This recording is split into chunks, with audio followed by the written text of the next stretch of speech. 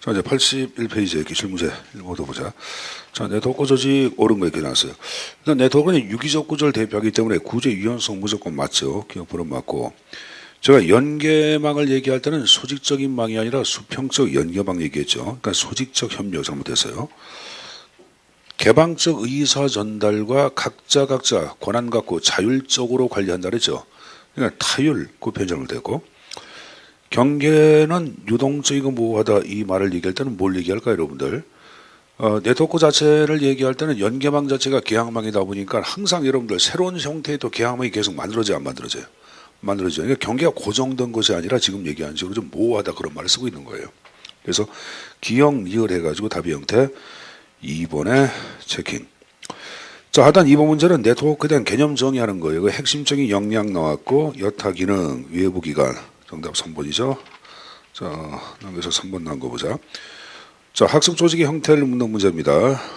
기능보다는 업무 프로세스 중심으로 조직을 구조한다. 1번이 바로 뭐냐 하면은 유기적 조직을 얘기하는 거예요. 유기적 구조. 자, 내가 수업 시간에 여기 보자. 선생님 보세요. 은행 창구 같은 경우에 이음새 있는 조직이라는 거 한번 얘기한 적 있을 거야. 자, 은행 창구는 여기 대출계가 있고 예금계가 있고 증권계가 있다. 그러면 여러분들 이것은 철저하게 공급자 일방에 따라서 조직의 형태가 구성되어 있다고 했죠. 그래서 여기 와서 30분, 1시간 이런 식으로. 근데 이 형태를 오늘날 답하고 은행마다 VIP팀, 뭐 기업팀, 학생팀 형태로 만들어 놓고 있고 이 안에는 조직의 구성원 자체가 한 2명 정도나 3명 정도로 구성되어 있다고 얘기했을 거예요. 그러면 이걸 제가 기능을 A의 기능, B의 기능, C를 그러면은 각의 구성원 K 자체를 얘기할 때는 어떡하냐? 요 각자의 기능을 다 통합해가지고 이걸 몽땅 통합해가지고 얘가 다 이 기능을 몽땅 수행한다란다. 한다고 계산했어요. 했죠, 여러분들. 그래서 여기서 한 1시간 반 걸린 업무가 요쪽 가서는 10분, 20분 업무가 처리 끝난다. 고객 중시험의 이 조직을 흐름별 조직이라고 그래요. 흐름을, 절차를 간소화시킨 흐름별 조직, 프로세스형 조직이라고 그러고 이러한 흐름별 프로세스형 조직도 우리가 얘기하는 유기적 구조를 대표하는 한 형태에 들어가는 거예요. 알았습니까? 그래서 거기 얘기한 여러분들 그 1번 표현 자체는 기능적 구조는 과거의 기계적 구조가 되는 거고 업무 프로세스를 얘기할 때는 현대에서 얘기하고 있는 유기적 구조를 대표하기 때문에 1번 표현은 좀 맞다고 좀 봐야 합니다. 알았습니까? 그럼 2번에 위계적 통제보다 위계는 계층제, 수평적 협력. 아까 리더 같은 경우에 사려 깊은 리더십, 사회 건축가로서의 리더의 역할이 중요하다고 얘기했죠. 그러니까 3번 표현은 잘못했고 4번 자체를 얘기했던 분권화 얘기하는 거예요. 부하들한테 자신감이나 권한을 심어주자 그 표현입니다. 자, 그 다음에 이제 4번 나온 것 좀 보자. 지식정보화 시대에 필요한 학습 조직의 특성에 대한 설명을 올바른 걸 이렇게 놨어요. 자, 기억번은 팀은 맞지만 수직적 구조가 아니라 뭐가 돼야 돼? 수평적 구조가 돼야 되겠죠. 니은분의 불확실한 환경이 되는 조직의 기억과 학습. 이걸 학습을 강조하는 거예요. 기억도 하나의 학습의 한 형태에 들어가는 것 때문에 조직의 학습을 중시한다 그 표현이에요. 리더에게는 구성원들이 공유할 수 있는 미래 비전 창조의 역할이 요구. 맞죠, 여러분들? 자, 권한 약화가 아니라 구성원들한테 권한을 심어준다 그랬죠. 거기 여러분들 그 3번에 4번 봐봐. 그때 권한 강화지, 권한 약화가 아니지. 그러면 4번의 정답은 당연히 니은하고 디귿 3번의 답 형태 체킹. 자, 그 다음에 5번의 학습 조직을 얘기할 때는 아까 부분적 단편적 사고가 아니라 조직 전체를 생각하는 체제 중심의 사고 얘기 계산했어요. 했죠. 그러면 답 형태는 2번이고 1번의 합법성을 강조한 것은 여러분 과거의 전통적 조직을 얘기하는 거예요. 1번은 잘못됐고 이번에 성과를 강조한 것도 성과 이것도 아닙니다. 학습 조직을 얘기할 때는 개인 중심, 개인 능력 중심의 성과급이 아니라 그랬잖아요. 팀 전체를 대상으로 한 이윤 공유 보너스 기억나죠? 지식급을 강조했지. 그러니까 여러분들 3번도 잘못됐고 4번에 신상필벌을 강조한 행정윤리에 강한 이런 건 학습 조직의 내용이 안 들어가요. 신상필벌도 안 들어가고 행정윤리에 강한 이런 것들 학습적 내용이 안 들어간다고. 그 자체가 내용이 아니에요. 여기서 맞는 것은 2번 하나밖에 없습니다. 지금 여러분 5번의 지문 3번과 4번 지문 꼭 가져가라. 3번과 4번 지문 학습 조직과 관계가 있다 없다? 없다고 말씀드렸습니다. 그것도 좀 숙지해서 내용을 가져갈 필요가 있습니다. 자, 그 다음에 여러분들 그 6번 문제를 좀 어렵게 풀실 텐데, 학습 조직에 관한 설명으로 옳지 않은 것, 개방체제와 자아실현적 인간관 1번은 맞죠? 4번에 수평적 협력, 그것도 무조건 맞죠? 요 3번에 역량 기반 교육 훈련을 얘기할 때는 구성의 역량을 개발하고 향상시키는 것을 얘기해요. 그럼 중요하지 않아? 중요하겠지. 정답 2번이요. 자극 반응적 학습을 얘기할 때는 수동적 학습을 얘기하는 거야. 뭘 얘기한다? 수동적 학습. 학습 조직은 자아실현적 인간이니까 자율적이고 능동적 인간이야, 수동적 인간이야?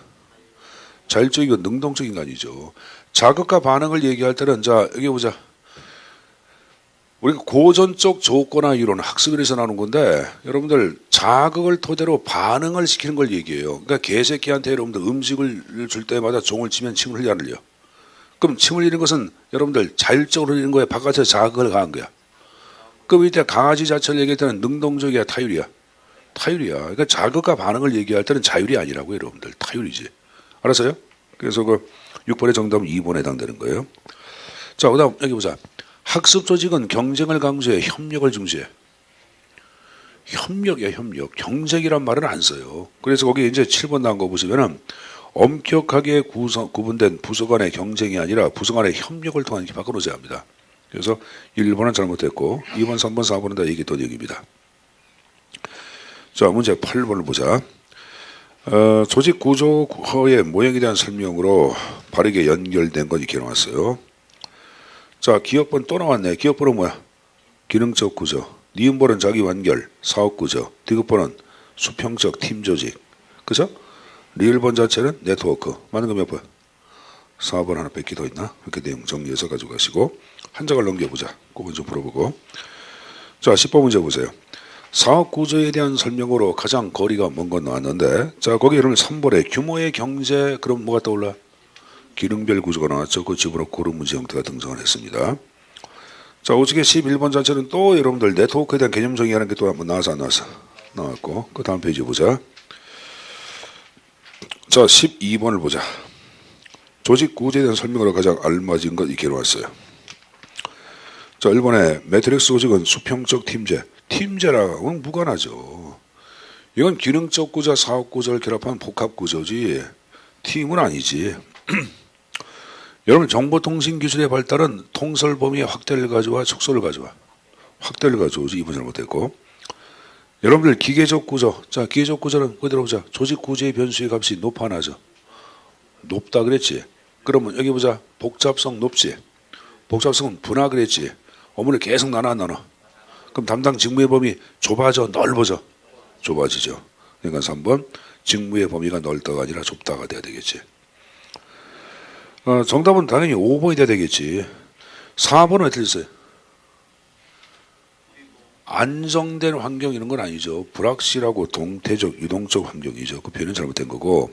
그 다음에 4번에 수평적 전문화가 높다는 것은 아까 얘기한 수평적 분화지. 수평적 분화는 업무가 단순해져 복잡해져? 단순해주지. 나중에 난 고기만 다지면 돼. 단순해 복잡해? 단순하지. 나는 파만 쓸면 돼. 단순해 복잡해? 단순하지, 여러분들. 김장할 때 여러분들 업무를 나누면 좋아 안 좋아? 어머님이 이걸 다 하시는 것보다도 여러분들 힘 좋잖아. 아들들이 있고 아버지가 계시고 뭐 딸이 있으면은 하나씩 분장해서 하면 좋아 안 좋아? 좋죠. 그래서 지난번에 뭐 간이 김장한다 해가지고 이제 뭐 김치를 요새 뭐 절임김치도 팔고 막 그러더라. 그래서 사다 놓고 집사람하고 둘이 했는데 내가 다 했어. 그래서 이거는 수평적 분화가 이거 안 좋은 거라고, 피곤한 거라고 내가 이제 행사 설명해줘도 못 알아들어. 그래서 알아서 그 뭐 간만 맞춰놓고 뭐 무 쏘는 거 뭐 버무리는 거 그거 다 시키는데요. 그거 쉽지가 않더라 여러분들. 이 다음에 여러분들 본격적인 김장이 아마 다음 주부터 하면 시작될 게야. 그러면 만약에 일요일, 토요일 날 하면 도와주지 말고 수업 들어야지. 그러니까 그 일요일 날을 하게 되면 좀 부모님 좀 도와드리세요 여러분들. 자, 13번에 매트릭스 구조에 대한 설명을 오는 것. 매트릭스는 뭐하고 뭐를 결합한 거야?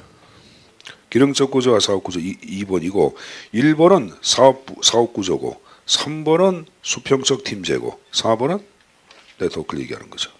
계속 그런 문제가 나와요. 14번 보세요. 14번에 그 3번 보시면은 매트리스 구조 각 부서는 자기 완결적 기능 단위 뭐야? 사업 구조지. 뻔한 문제가 나와. 뻔한 문제가. 자, 그 다음에 16번 보세요. 조직 구조의 형태인 복합 구조가 유용하게 쓰일 수 있는 조건이 아닌 건 이렇게 나왔어요. 1번 아까 제가 중간 정도의 크기라고 계산했어요. 1번 그 표현이야. 그러니까 말이 좀 애매하잖아. 그렇지만 무슨 말인지는 대강 이해했을 거예요. 그죠? 1번 얘기했고 2번 기술적 전문성이 높고 기술적 전문성이 높은 것은 바로 뭐야? 기능적 구조고 산출물의 변동은 사업 구조죠. 양자가 함께 요구되는 게 뭐야? 복합 구조 맞죠? 4번에 기술이 일상적이다. 이건 뭐야? 이것은 기계적 구조지. 이건 기계적 구조지. 그 4번에 사업부들이 사람과 장비를 함께 사용한다. 그럼 복합 구조가 필요하잖아. 아까 제가 이런 얘기 했잖아요. 기능적 구조에 대한 사람들을 여기 이쪽에 이렇게 해서 결합해서 같이 쓴다 안 쓴다? 쓴다 그랬잖아. 그러니까 뭐 지금 얘기한 사람이나 장비들을 함께 사용해야 할 필요가 있을 때 복합 구조를 쓰면 좋다고 보고 있는 거예요. 여러분들. 알았어요? 현재 보세요. 현재 보자.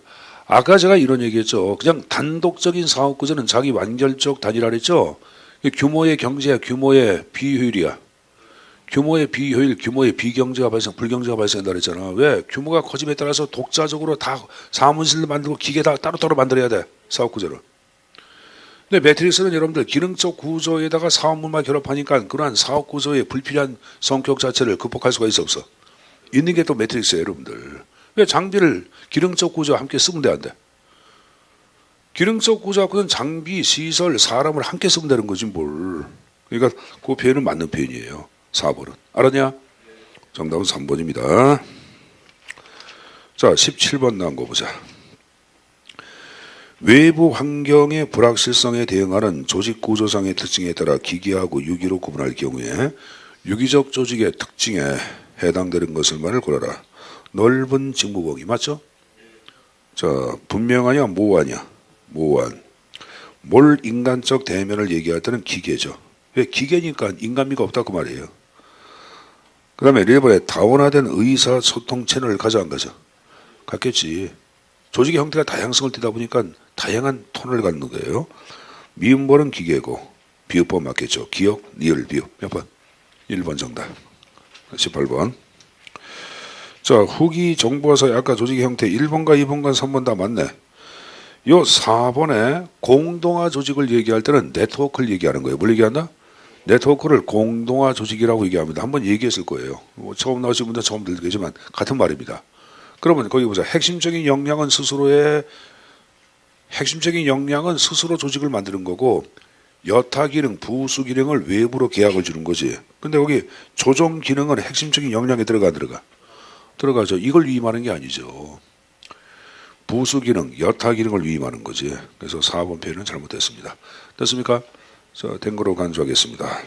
자, 이제 다시 테마를 바꾸겠습니다. 출제 순위 5순위입니다.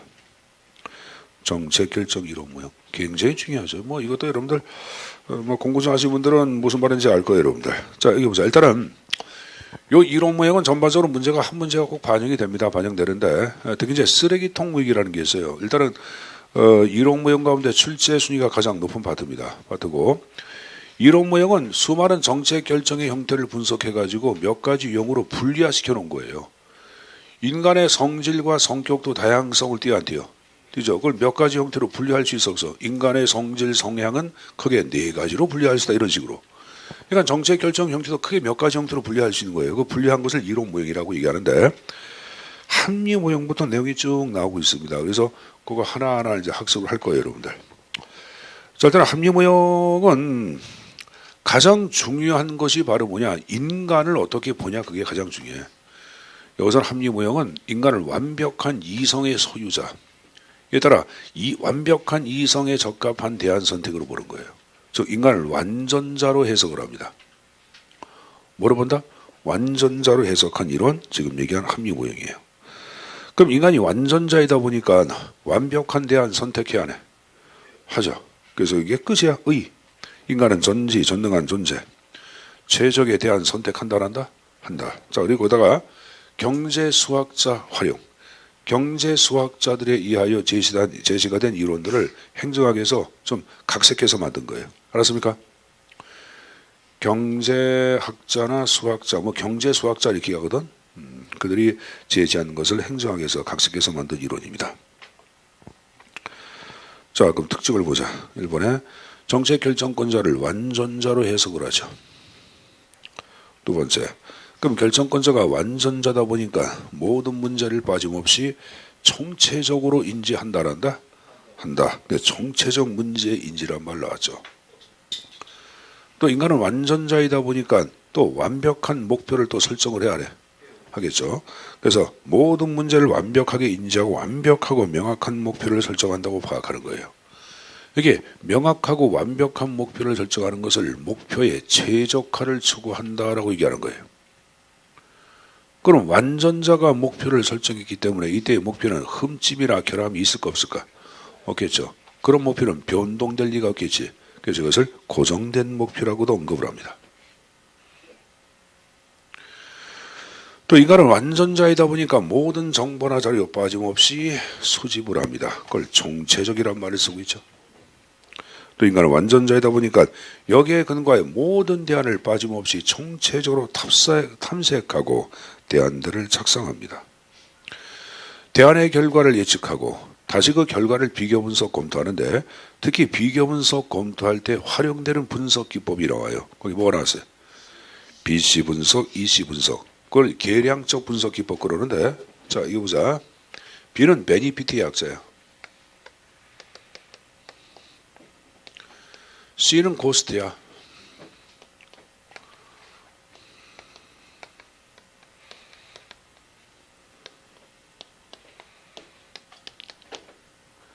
어날리시스가 이제 분석이지. 그러니까 대안 N1, N2, N3가 있다. 그럼 여기에는 얼마의 비용, 예산이 투입돼서 얼마의 편익이나 매출이 발생하는지를 분석하는 게 계량적으로. 알았습니까? 알았죠? 그럼 여기는 여러분들, 여기 보자. 총 매출 자체, 편익이라 이게 매출이다. 1억 3천. 비용 1억. 그러면 순 여러분들 이익은 얼마야? 3천억. 이걸 이제 순현재 가치 그러는데 이렇게 이제 분석을 하는 거야. 그러니까 이걸 들어 가장 여러분들 비용이 적게 들고 가장 매출이 큰 대안을 선택을 할까 말까? 하겠지. 그럼 여러분들 최소의 비용으로 최대의 효과나 생산성을 제고하는 것을 우리는 경제성이 구현됐다고 해야 안 해? 하지. 자, 그럼 여기 보자.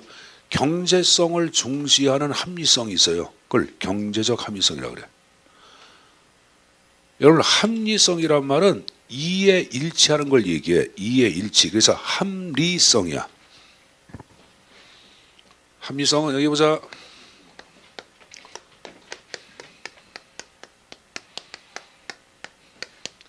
이하고 일치한다 그런 말이야. 그럼 경제성에서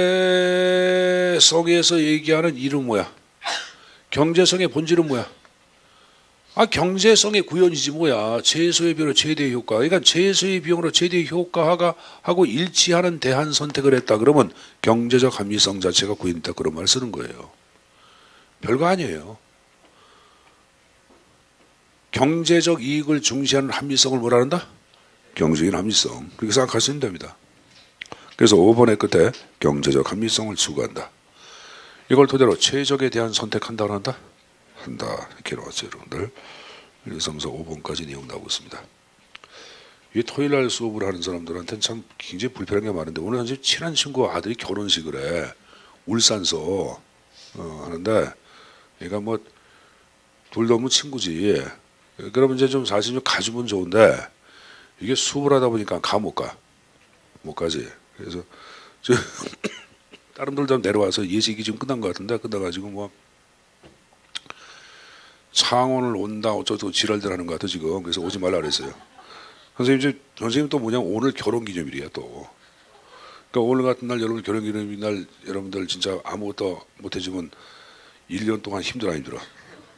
힘들죠. 그래서 결혼기념일도 아침에 알았어. 새벽에 나올 때.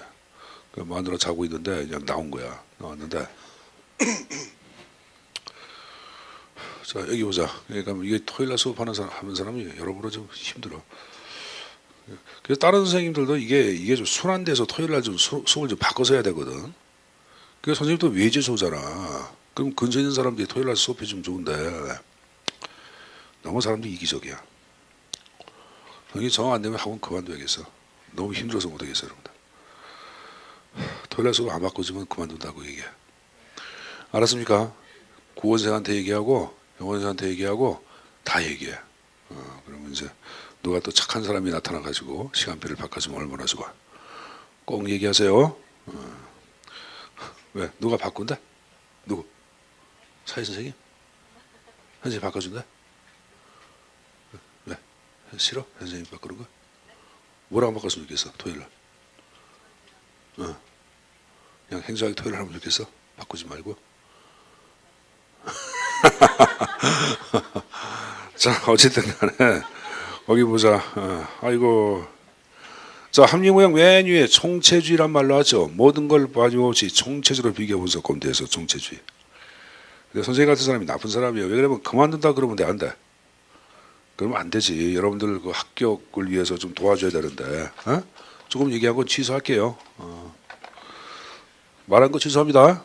그만둔다는 얘기는 취소하겠습니다. 저는 박근혜가 아니에요. 자, 총체주의 얘기했고, 여러분들 규범무형은 뭐냐 하면은, 자, 거기 들어보자. 규범무형이라는 것은 무엇이 바람직한 목표이며 이 목표를 달성할 수 있는 최선의 수단이나 방법을 제시하는 것을 규범모형이라고 얘기합니다. 알았습니까? 그러면 지금 얘기한 합리모형은 무엇이 바람직한 목표이며를 제시했어 안 했어요? 이를 달성하기 위한 최선의 수단을 제시했어 안 했어? 그래서 규범모형이란 말을 쓰고 있는 거예요. 난 비용 편익 비용 효과 분석을 했기 때문에 계량 모형이란 칭호도 있어요. 이상적인 모형이죠. 이상 모형이고 인간을 완전자로 낙관하고 있죠. 낙관 모형이고 연역적 접근이란 말은 자, 거기 들어보자. 여러분이 연역은 국어 시간에 배워서 알 거예요. 보편적 진리에서부터 개체의 대안을 탐색하는 것을 연역이라 그래, 귀납이라 그래. 그걸 연역이라 그러잖아. 국어 시간에 배웠잖아. 인간은 죽는다. 고로 숙자, 말자, 영자 죽는다. 연역적 3단 논법 그러면 인간은 죽는다. 숙자는 인간이야. 고로 숙자 죽고 말자 죽고 이렇게 나오는 게 이게 3단 논법이고 그냥 연역 아니야. 그럼 보편적인 진리는 여기 보자. 수학에서 얘기하는 공식도 보편적인 진리에 속하죠. 그럼 경제 수학적 공식을 활용해서 어떤 대안을 탐색하잖아. 100% 연역법이야 앞으로. 그럼 이것은 비용 편익 비용 효과 분석 그게 경제 수학적 공식이야. 공식을 토대로 최적의 대안을 선택했기 때문에 연역적 접근이란 말을 쓰고 있는 거예요. 알았습니까? 여러분들 가장 근본적인 지름길을 찾아가는 것, 최선의 길을 찾아가는 것, 그걸 근방법이라고 합니다. 뿌리 근자 써가지고 근방법이란 말 맨 끝에 나왔죠? 자, 그러나 합리모형 비판이 있겠죠. 인간은 현실적으로 완전자야 불완전한 존재야. 불완전한 존재입니다. 그러므로 적당한 주관적인 만족감에 근거하여 대안 선택하는 거 무시하고 있다고 비판을 받고 있고 여러분들 지금 얘기한 이 합리모형은 아까 목표가 고정된 목표라 그랬죠. 근데 현실적으로 목표는 환경에 의하여 변동되기도 해야 하네. 하죠. 그럼 환경에 의하여 목표가 변동되는 면을 고려한 게 안 한 게 안 한 거지. 즉 환경을 고려하지 않은 폐쇄 이론이라고 얘기하는 거예요. 다음 세 번째, 현실적으로 인간은 완전자야 불완전한 존재야. 불완전한 존재죠. 즉 인간의 지적 능력에는 한계가 있고 또 인간이 여러분들 이용할 수 있는 시간이라든가 자원이나 비용이라는 제약이 있어 없어. 여러분들 합리모형은 모든 걸 빠짐없이 비교 분석 검토하다 보니까 막대한 비용과 막대한 시간이 투입이 돼야 안 돼. 근데 현실은 인간들은 그러한 시간도 없고 그러한 비용도 없고 그러한 자원도 없잖아. 그래서 그러한 현실적으로 자원, 비용, 시간의 한계, 제약이 있다 그 표현이고 또 마찬가지야. 완벽한 정보를 수집해야 되는데 또 인간이 이용할 수 있는 정보 자료로 제약이 있는 거예요. 완벽한 정보 수집 못합니다. 또 인간은 현실적으로 완전자야 불완전한 존재야. 불완전한 존재지. 그러다 보니까 매몰 비용에 보통 집착을 해야 하네. 매몰 비용은 이미 투입된 노력이나 경비를 매몰 비용이라 그래. 인간은 거의 집착이 질질 끌려가잖아. 그래서 그러한 현실적인 그러한 모습을 지나치게 경시하고 있다 보니까 마지막으로 실현 가능성이 없다고 비판을 받는 거예요. 자, 합리모형 봤으니까 이 합리모형을 비판하고 등장한 게 다음 페이지 보자. 뭐가 만들어졌어요? 만족모형이 탄생합니다. 자, 만족모형은 학자 보세요. 사이먼 가져가십시오. 이 사이먼은 이 바나디의 옆에 바나드 나왔죠. 이 바나디의 제자야. 특히 이제 바나디의 협력 이론에 영향을 받았는데, 자, 바나디는 협력 이론에서 이런 얘기합니다. 자, 여기 들어보자. 자, 인간은 불완전한 존재다 보니까 인간들 사이 그 불완전성을 극복하기 위해서는 협력이나 협동이 있어야 한다고 파악한 게 바나디야. 그래서 이 협력 이론에서 파악한 인간은 완전자가 아닌 뭐라 했어요? 불완전한 존재라 했어요. 이거를 인용해서 그의 제자 사이먼이 만든 거예요. 그래서 인간은 지금 얘기한 식으로 불완전한 존재이다 보니까 완벽한 대안 선택이 불가능하다. 적당한 주관적인 만족감에 근거한 대안 선택한다고 보는 게 만족모형이에요. 그래서 거기 개념 2번에 주관적인 만족감에 근거한 적당한 대안 선택이란 말 나온 거예요. 됐습니까? 자, 특징이 나왔는데 특징 1번 주관적인 만족감에 근거하여 밑줄 제한된 합리성. 요 제한된 합리성은 인간의 합리성은 한계가 있다 없다? 한계가 있다. 그걸 제한된 합리성이라고 언급을 합니다. 인간의 합리성은 한계가 있다. 그게 제한된 합리성이라고 그러는 거야. 따라서 모든 대안을 빠짐없이 비교하면서 검토하는 거 가능해 불가능해? 불가능하죠. 그러므로 적당한 순차적 순서에 근거하여 만족에 이르는 대안 선택한다고 보는 거예요. 자, 제가 이제 강의 들은 사람 이렇게 계실게요. 여기 보자. 두 명의 학생이 있다. 삼식이가 있고 갑순이가 있다. 자, 삼식이는 여러분들 어머님 심부름으로 참외를 하나 산다. 그러면 과일 가게에 들어가서 주인한테 아저씨 요 가게에는 참외가 몇 개 있어요? 물어보니까 주인이 장부를 보더니 우리 가게는 참외가 289개가 있다. 그럼 삼식이는 집에 가서 반짝이 돗자리 갖고 요 앞에다가 핀다 그랬지. 그 289개의 참외를 1박 2일 동안 낱낱이 빠짐없이 비교 분석 검토해서 완벽한 참외를 선택한 게 삼순이. 이거 무슨 모형이야? 합리모형 아니야? 합리모형. 실현 가능성이 있어 없어? 없죠. 근데 이 삼식이의 행동은 일반적인 사람들의 흉내는 내 못 내? 못 냅니다. 그래서 이 합리모형의 결정 양식은 쇄신적 결정이라고 그래요. 무슨 결정? 쇄신적 결정. 이렇게 얘기한다고. 보통의 사람은 도저히 흉내낼 수 없는 행동을 하잖아. 자, 근데 갑순이는 어떡하냐? 자, 평상시에 어머님과 함께 시장 가서 참외를 고르는 방법을 경험을 토대로 터득을 했어요. 그래서 289개의 참외 가운데 눈에 띄는 것 한 10개를 먼저 골라. 이 10개를 주관적인 만족감에 근거하여 순차적 순서에 입각 하나의 참외를 선택을 하겠죠. 자, 제일 먼저 참외 자체는 과일이다 보니까 참외 꼭지를 먼저 봐야 돼. 꼭지가 말라 있으면 참외는 오래되고 고른 거야. 그래서 퍼놓고 물기 있는 걸로 한 6개로. 난 참외 껍질을 보는데 껍질 자체가 두꺼운 게 있고 얇은 게 있는데, 자, 얇은 거는 농약을 많이 친 거야. 좀 톱한 거 한 3개. 그 다음에 참외 자체는 단맛이 있어야 되겠죠. 참외의 단맛은 향이죠. 향내라는 것 하나. 이런 식으로. 이게 순차적 순서에 입각하여 만족이 이른 하나의 대안 선택이에요. 이게 지금 얘기한 2번에 관한 표현입니다. 알았습니까? 아울러 합리모형의 인간을 사이먼은 경제인 그랬고, 이렇게 제한된 합리성에 근거하여 만족이 이르는 대안 선택하는 것을 행성인의 형태로 파악한 게 만족모형입니다. 알았습니까? 자, 그럼 맨 위에 만족모형 제목 밑에 모든 걸 빠짐없이 비교하면서 검토해서 몇 개만 뽑아서 했어? 10개만 뽑아서 했죠? 부분주의죠. 인간을 완전자로 파악해서 인간의 능력에는 한계가 있다. 한계가 있다. 그래서 비관모형이란 말을 쓰고 있는 거예요. 아까 제가 여러분들 갑순이가 여기 이제 만족모형 아니야? 어머님하고 시장 가서 참외를 사는 방법 경험을 토대로 터득을 했고 여기에 근거하여 선택했다. 이 경험에 근거한 모형을 경험모형 아니면 실증모형이라고 얘기합니다. 거기 실증모형, 경험모형 2개 다 나왔을 거예요. 그럼 여러분들 경험에 근거한 대안 선택을 귀납이라 그래요? 연역이라 그래요? 그래서 귀납적 접근이란 말을 쓰고 있는 거예요. 알았습니까? 자, 그러나 요 만족 모형도 비판이 있겠죠. 자, 비판 첫 번째는 것보다 너무 지나친 인간의 주관적인 만족감에 의한 지위만을 강조했고, 자, 이번에 개인의 의사결정에 치중하고 있다 그런 말을 쓰는데, 자, 이게 무슨 말인가 보자. 거기 들어보자. 여러분들 그 국가에서 어떤 의사결정을 할 때는 집단과 집단 사이에 서로 여러분들 만나서 흥정도 하고 타협도 하면서 결정이 이루어진 경우가 많아 안 많아? 많아요. 좀 여러분들 뭐 개누리당인지 새누리당인지 그 안에 여러분들 보자. 친박계가 있고 비박계가 있어 없어? 있지. 그들간에 만져 조정 타협해야 하네. 하는 거예요. 국회의 결정도 생각해 보세요, 여러분들. 또 야당과 여당 사이 또 뭐 하는 게야? 또 지금 얘기한 식으로 또 타협하잖아. 그죠? 그러니까 이것은 한 개인의 의사결정이 아니라 집단과 집단 사이의 의사결정도 굉장히 많이 발생하는데 오로지 개인의 주관적인 만족감에 근거한 결정만을 얘기하고 있다. 2번 그 표현이에요. 3번에 만족의 기준 자체를 명확하게 제시하기가 쉬고 어려워. 어려운 거예요. 주관적인 만족감은 다 개인에 따라 천차만별이죠. 또 개인도 마찬가지야. 여러분들 여기 보자.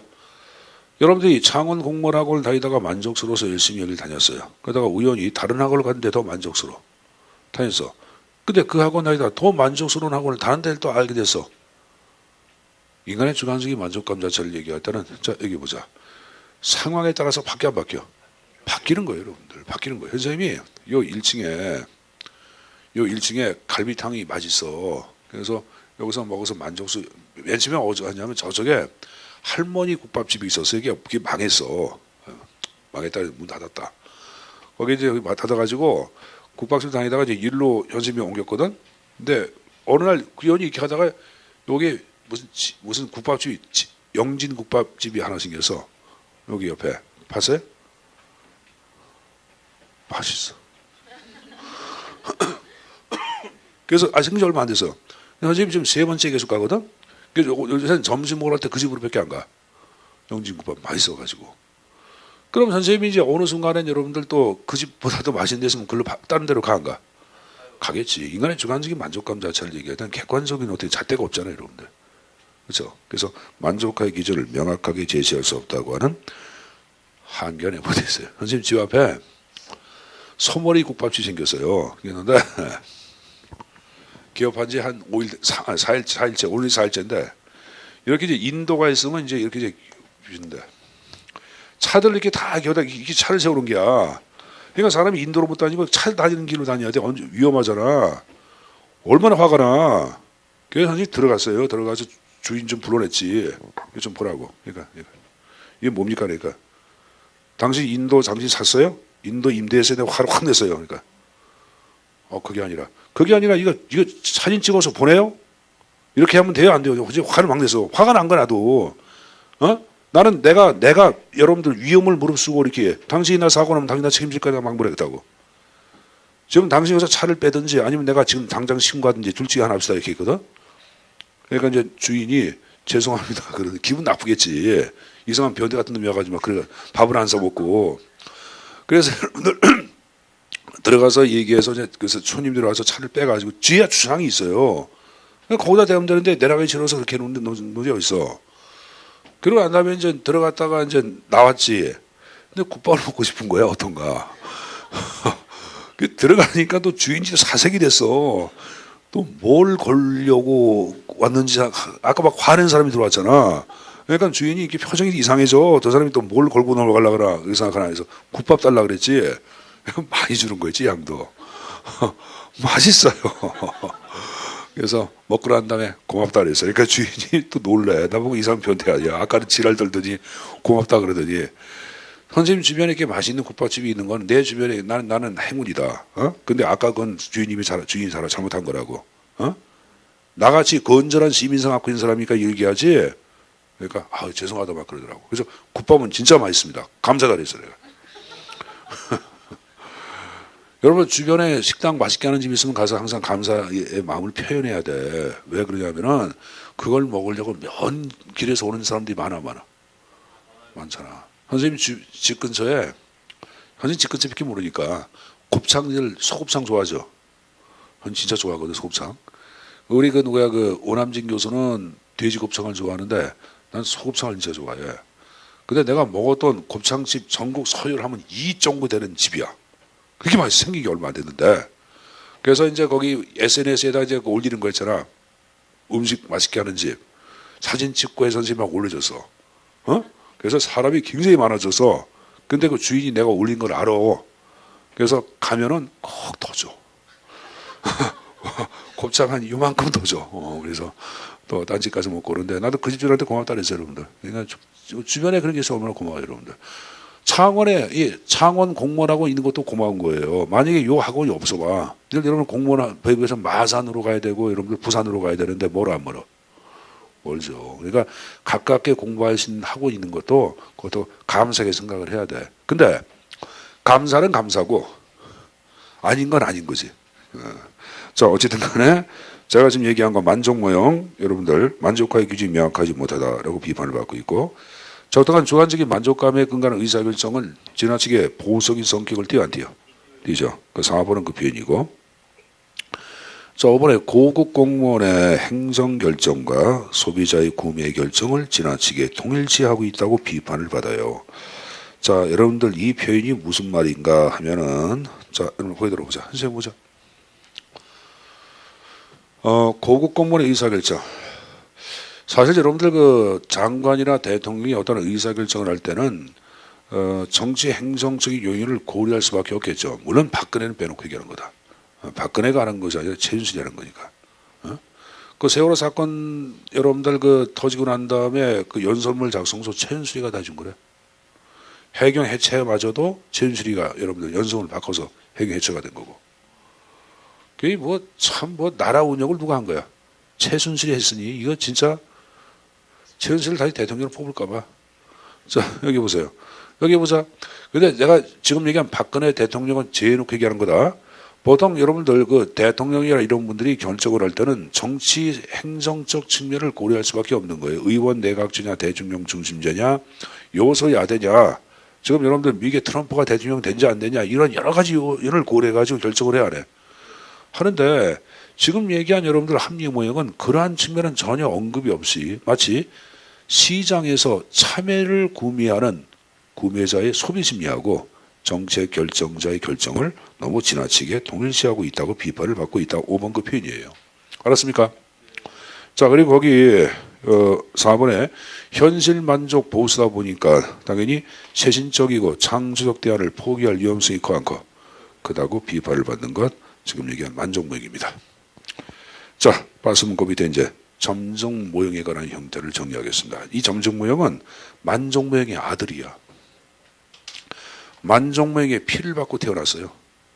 그래서 만족 모형의 성격을 그대로 가져가. 거기 부분주의, 비관 모형, 실증 모형, 귀납적 접근이란 말 나오죠. 자 그러나 칠판을 잠깐 보자. 앞에서 얘기한 만족 모형하고는 차이점이 있겠죠.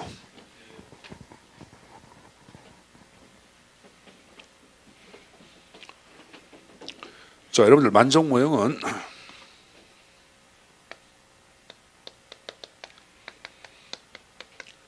현재 수준에 만족한 대안 선택이지. 근데 점적은 말 그대로 이거보다 약간 나은 상태야. 그래서 현재 수준보다 약간 나은 프라마나 알파에 근거한 결정 양식이라고 언급을 합니다. 자 여러분들이 플러스는 이해할 거예요. 소폭적으로 약간 올라간다 얘기야. 마이너스가 들어간 이유는 현재의 나쁜 점을 감소시키면 나아져 안 나아져? 나아지죠. 그래서 프라마나 알파에 근거한 결정 양식이다 그런 말을 쓰고 있는 거예요. 자 여기에 근거하여 2017년도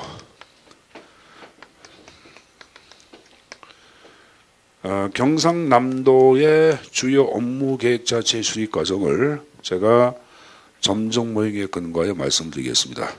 자 먼저 2016년도 경상남도가 매년 해야만 하는 기본적인 사업이 있을까 없을까? 있겠죠. 뭐 여러분들 상수도 여러분들 뭐 수도 공급 사업 그런 거 매년 해야 잘해야 돼.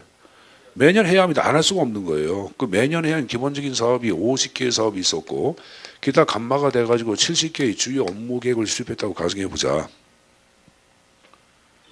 그럼 2017년도에는 매년 경상남도가 해야 할 기본적인 사업 50개는 검토하지 않고 그대로 수용하는 게야. 그리고 2017년도 차원의 여러 여러분들 사회집단이 요구하는 새로운 사업이 있을까 없을까? 있겠죠. 환경단체에서 요구하는 사업 알파를 고려합니다. 장애인단체에서 요구하는 것들.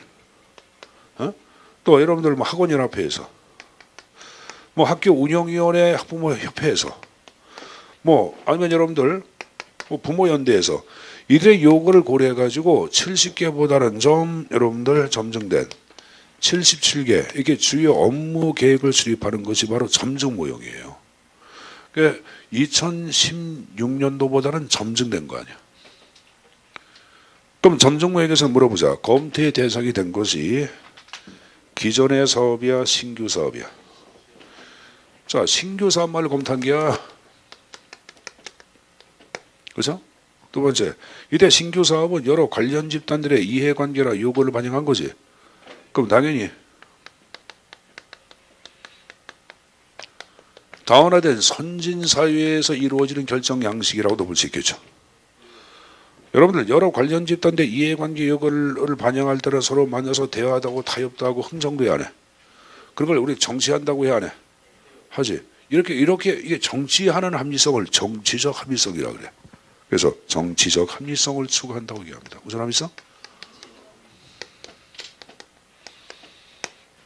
자, 여기 보자. 프라모나 알파는 근본적인 변화야, 소폭적인 변화야.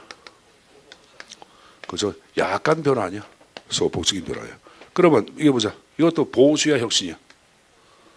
보수지. 그러니까 점정무용도 보수적 결정 양식이 들어가는 거예요.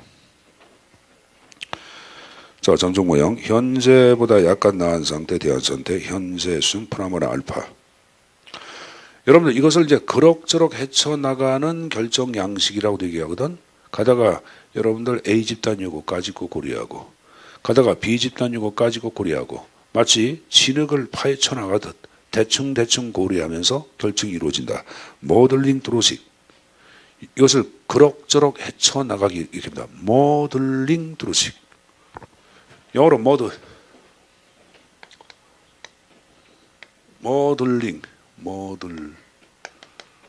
뚫어. 진흙 파헤쳐 가기식 결정 양식이라고 합니다. 진흙 파헤쳐 가기식. 대충 대강 이루어진 결정 양식이에요. 자, 특징의 1번 만정명의 근거에 출발한다고 되어 있고 정치인 합리성, 다원화된 선진사회에 적합한 결정 양식 얘기했죠. 4번에 목표와 수단의 구분을 꺼린다. 이 말은 뭐냐? 수단에 의하여 목표가 변동될 수 있다 그런 말인데, 자 여기 보세요.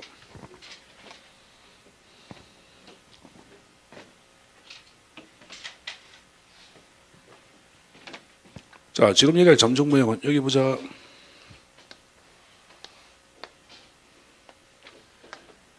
이게 여러분들 지표면이야. 땅 속에서 이게 목표하고 있어. 그런 방법. 이렇게 가는 사람도 있겠고 이렇게 가는 사람도 있어 없어. 그럼 우리가 파악한 합리 모형에서는 모든 걸 빠짐없이 비교 분석 검토해서 요 완벽한 지름길을 찾아간 것이 바로 뭐야? 합리 모형이지. 그래서 아까 뿌리 근자 써서 근방법이란 말 쓴 거예요. 루트 메소드.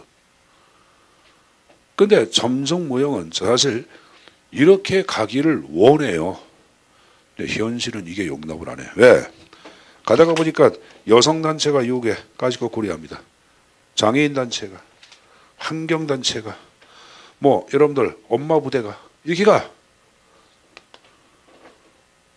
그러면 이것은 가장 근본적인 뿌리 찾아간 것이 아니라 뿌리에 나 있는 뿌리 줄기에 나 있는 가지를 고려하면서 결정이 이루어진다. 그래서 이름을 린드블럼은 브랜치 메소드. 뿌리 찾아가는 결정 양식해서 이걸 번역할 때 지방법, 지분법이라고 그래. 뿌리. 여러분들은 제목 옆에 맨 끝에 지방법, 지분법이란 말이 나오죠. 자, 여기 보세요. 여성단체 의견 고려해서 안 했어요. 그 다음 장애인단체, 그 다음에 여러분들 엄마 부대 이런 식으로, 아빠 부대 이런 식으로, 이걸 계속적 순차적 접근이라 그래. 알았어요? 하나만 더 물어볼게. 점정 모형은 기존의 사업하고 신규 사업 가운데 뭐 말을 검토했어요? 신규 사업. 신규 사업 마련을 검토하는 것을 한정적 접근이라고 얘기합니다. 거기 그런 말 적어놨을게요. 어디 나와? 6번에 나오잖아. 부분적, 순차적, 한정적 접근 그런 말 나왔나? 어? 거기다가 여러분들 그 계속적 접근 달아 적어놔. 계속적 접근. 아 거기 4번의 끝에 나왔네. 4번의 끝에. 자 여기 보자. 현실 보자. 현실 보자. 점정 모형은 자 목표 여기 있어요. 민즈 수단이야. 자 목표에 갑니다. 근데 여성단체가 나오더니 아 정부 이것 좀 해줘 고려합니다. 그리고 목표를 바라봐. 근데 이 목표가 여성단체 의견을 반영하지 않았다. 그럼 이 목표는 올바른 목표가 아니야. 목표를 이렇게 변동을 시켜. G1으로 가. 다시 목표로 가. 근데 저게 장애인단체가 뭘 요구해? 고려합니다. 다시 목표를 바라봐. 장애인단체의 의견을 목표가 또 반영 안 했어. 목표를 또 바꿔. 저기 엄마부대가 뭘 요구해? 반영해. 다시 목표를 바라봐. 목표가 엄마부대 이거 반영 안 했어. 이렇게 가. 그래서 우리가 파악한 여러분들 이 점정 모형은 수단에서 목표가 계속적으로 재정의되고 밖에 안 바뀌어. 이걸 목표와 수단의 구분을 꺼린다. 목표와 수단 간의 상호 조절을 중시한다. 이렇게 얘기하거든. 거기 여러분들 4번에 맨 위에 목표 수단의 구분을 꺼린다. 이렇게 나왔지? 그래서 봐봐. 목표와 수단 간의 상호 조절을 중시한다. 목표와 수단 간의 상호 조절을 중시한다. 해도 같은 말입니다. 제가 방금 전에 뭘 중시한다 그랬어요? 상호 조절. 자, 그 다음에 이제 5번에 여러분들 서로 만나서 여성단체하고 장애인단체하고 합의하네. 그래서 집단의 합의 과정이 반영됐다 그런 말을 쓰는 거예요. 자, 그러나 이 이론 문제점이 내포돼 있어. 목표마저 변동되다 보니까 방향 없는 행동에 등장할 개연성이 커 안 커? 그죠? 1번은 그 편이야. 선생님 보자. 가다가 요 집단 요거, 그래. 가다가 저 집단 요거 이렇게 대충 이렇게 가는 것을 임기응변이라고 해야 하네. 그래서 임기응변적 정책으로 할 위험성이 있다. 자, 3번 보수 정책화 결정이란 말 나오죠. 근데 즉 옆에 표현이 잘못돼서 즉 환경에 대한 적응력은 강한 이게 잘못 나왔다. 적응력이 약하고 왜? 보수니까. 보수는 움직이는 걸 좋아해 싫어해? 약하고 혁신이 잊어야 가능성이 있다. 그거 좀 잘못 나와서 그러니까 적응력이 약하고는 강화가 아니라 저버리고 약하고 오타 나왔어요.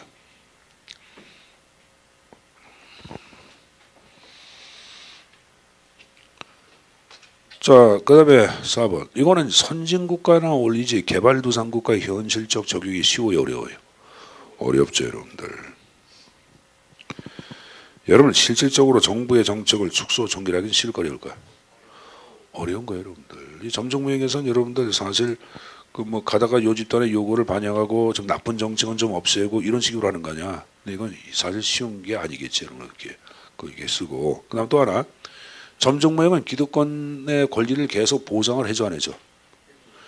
해주는 거예요. 왜? 기존 정책은 그대로 가기 때문에 거기에 걸리는 기득권의 권한을 계속 보호하다 보니까 계속 그것이 나쁘더라도 그들의 권한은 계속 보호가 돼야 돼.